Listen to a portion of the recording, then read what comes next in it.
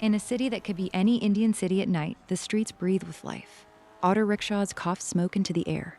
A cricket match plays on a tiny shop television while two boys argue loudly about who cheated. A stray dog sleeps peacefully right in the middle of the road, as if it owns the entire country. In the distance, a train rumbles by. High above all this noise, on the 7th floor of a half-finished building, one quiet window glows with a steady yellow light. That light has been burning for 8 long years. There are many kinds of prisons. Some have iron bars, some have locked doors, and some are built from something much lighter: paper, ink, and the quiet belief that stories must always end. Tonight we meet a man who has spent 8 years discovering that sometimes the page writes back. In his small room, Vikram Rao sat on a mattress on the floor. 2 steel plates with dried dal sat nearby. Towers of scripts rose around him like unstable monuments. Titles were scribbled across the walls. The man who traded his shadow for Wi-Fi. The girl who refused to die on schedule. The government office that filed God. Vikram, 42 years old, unshaven with intelligent eyes, stared at his battered laptop. He had spent too many years arguing with invisible things. "No," he said firmly, "not tonight."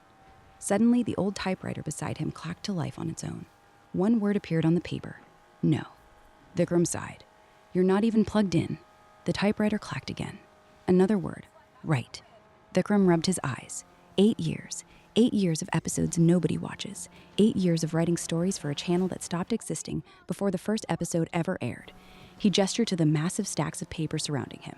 300 scripts, 300 moral lessons, 300 endings where humanity learns something important and then forgets it before breakfast. He stood up and walked to the window. He lit a biddy and looked down at the city moving on below, completely unaware of his existence. "Maybe the universe just likes long jokes," he muttered. Suddenly, 3 knocks echoed through the room. But they were not coming from the door. They came from the wall itself. Vikram froze. The wall rippled like water, and a man stepped through it. The visitor was tall and elegant, dressed in a perfect black band gala. His eyes looked like they belonged inside a fountain pen. Behind him followed a short, round man with a mischievous grin and a quiet woman carrying a notebook. "Vikram Rao," the tall man said with a smile. "Still negotiating with a blank page?" "Oh, great," Vikram replied. "You again. You make that sound like a bad thing. You show up every few months, compliment my scripts, refuse to explain anything, and disappear through the wall. Yeah, it is annoying." The short man picked up one of the scripts. Episode 214, The Accountant Who Mistook His Life for a Balance Sheet. Ooh, I liked that one. The numbers bleeding out of the spreadsheets? Beautiful. For a brief second, the short man turned into a black cat, and then back into a man. Vikram barely reacted. "I am too tired to be surprised anymore," he said.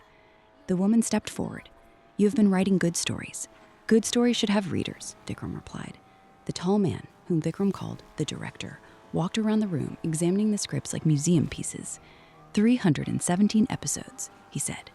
Everyone a warning, everyone ignored, exactly as designed. Designed by who? Vikram asked. You? God? Netflix? By necessity. Stories like yours are infrastructure. They keep reality from becoming lazy. So I am cosmic maintenance staff. Fantastic. You are the man who writes the warnings before the disaster. The short man, Kotka, flipped through more pages. Episode 301, The Boy Who Tried to Hack Death. Ooh, that one is interesting. Yes, the director said with a smile. It begins tonight. In a much smaller room across the city, a young man named Arjun Kumar lay on his bed, scrolling through his phone. Posters of hip-hop artists, revolutionary leaders, and memes about existential dread covered the walls. Headphones were in his ears. A reel played, Biohack Your Life and Live Forever. Yeah, sure, Arjun snorted. He swiped to the next one. Top 5 ways to defeat death. Great. Even death has clickbait now. From the next room came the sound of coughing. Arjun took off his headphones and went to check on his grandmother. Dottie, 81 years old, lay thin but sharp-eyed on her cot. The doctor says 6 months, she told him. Arjun sat beside her. Doctors are wrong all the time. Maybe. Or maybe people are just bad at hearing the truth. Arjun clenched his jaw. What if death is just outdated software? Beta, you sound like a YouTube comment section. No, seriously, everything is code. Cells, DNA, aging. If something is code, it can be rewritten. Dottie smiled gently. Then write fast. Time is not known for waiting. Later, Arjun walked quickly through the city streets, his mind racing. He met his friend Ria, a 22-year-old medical student who was smart and sarcastic. You look like you drank 3 Red Bulls and read philosophy, she said. What if death is not inevitable? Arjun asked. Okay, you definitely drank 3 Red Bulls. No, think about it. Everything we thought was inevitable turned out to be fixable. Diseases, flight, the internet, why not death? They passed a government office with a sign that read Civil Registry, Birth and Death Certificates. Inside, clerks stamped forms endlessly.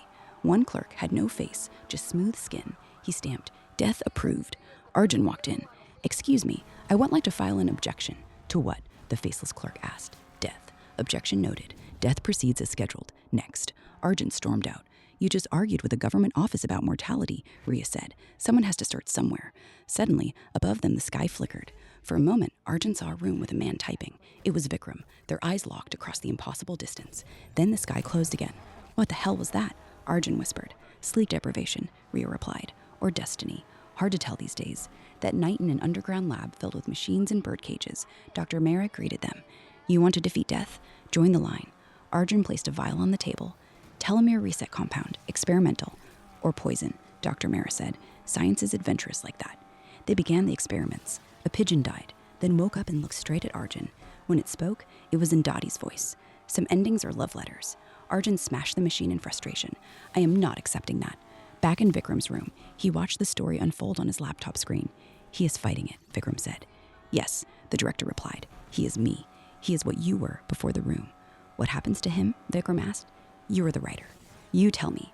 In Dottie's room that final night, she lay dying as Arjun held her hand. I tried, he said softly. I really tried. Did you? She asked. I could not defeat death, but I made it argue with me first. Dottie smiled. That counts. She passed peacefully, the room filled with a warm, gentle light. It was not sad. It felt complete. At dawn, Arjun stood outside and looked up. In a 7th-floor window, Vikram was watching him. Across time and across fiction, the two men nodded to each other. Back in his room, Vikram's laptop typed the final word by itself. Finn. He closed the laptop. So I am free? He asked. No, the director said. You've been promoted. The walls dissolved into infinite rooms, filled with infinite writers and infinite stories. The woman named Margot extended her hand. Ready for the next episode? Vikram sighed, but there was a small smile on his face. Fine, but this time I want a better title. Kotka turned into a black cat and jumped onto his shoulder. A young man who tried to defeat death. A writer who thought he was trapped by stories. Both discovered the same truth. The universe does not mind rebellion. In fact, it depends on it.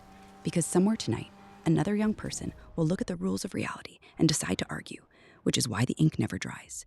Now imagine a different room, not a 7th-floor space in a half-finished building, but a modest apartment in Gaia. A man in his early 30s sits at a desk near the window. His laptop glows softly.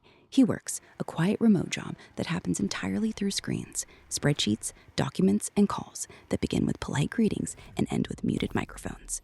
The work is stable and predictable, the kind of job parents are proud of and philosophers quietly resent. Outside, the evening in Gaia is calm. A temple bell rings somewhere in the distance. A scooter passes by.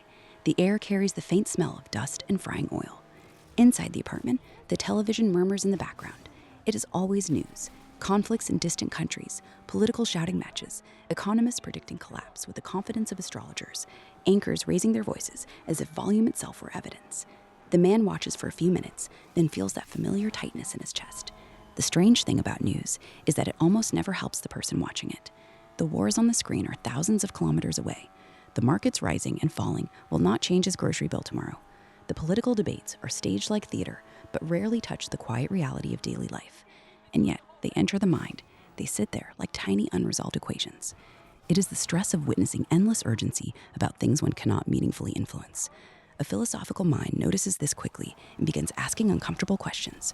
Why does so much information create so little clarity? Why does watching the world feel heavier than actually living in it? Why does the mind collect anxieties about distant problems while overlooking the quiet stability of the present moment? Eventually, the man in Gaia turns off the television. Silence returns to the room. Outside the window, the city continues without commentary. A neighbor laughs. A motorcycle starts. Someone argues about cricket scores in the lane below. The real world is smaller than the one described by the news, but it is also kinder. In that quiet space, the man realizes something important that echoes the lesson from the story. The universe does not require us to carry every story we hear. Some stories are meant to be observed, not absorbed. Some crises belong to the scale of nations, not to the scale of a single human nervous system. The mind can become cluttered with warnings, alarms, and unfinished narratives, but it can also close the laptop, look outside, breathe, and remember that meaning is not found in absorbing every signal from the world. It is found in choosing which stories deserve a place inside us. The news may shout, but the quieter truths remain steady. A remote job done honestly, a city evening unfolding peacefully, a mind capable of stepping back from the noise. And in that small apartment in Gaia, the man smiles slightly, realizing that the most useful rebellion in the modern world might be the simplest one: the decision to stay thoughtful, calm, and hopeful in a world that profits from making people feel otherwise.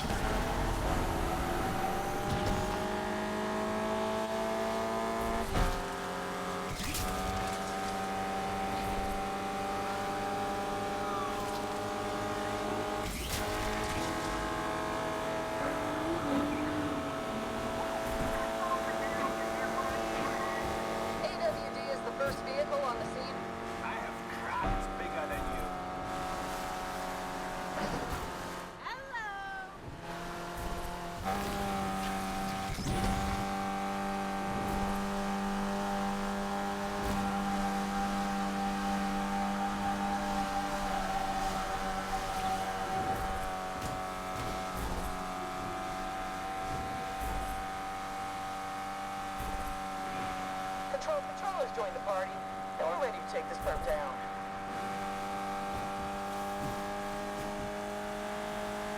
Sometimes when you win, you really lose.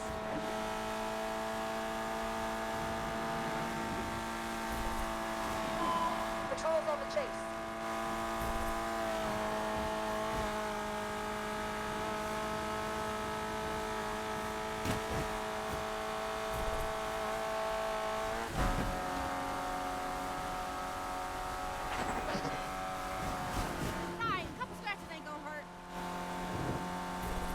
My money is gonna stay my money.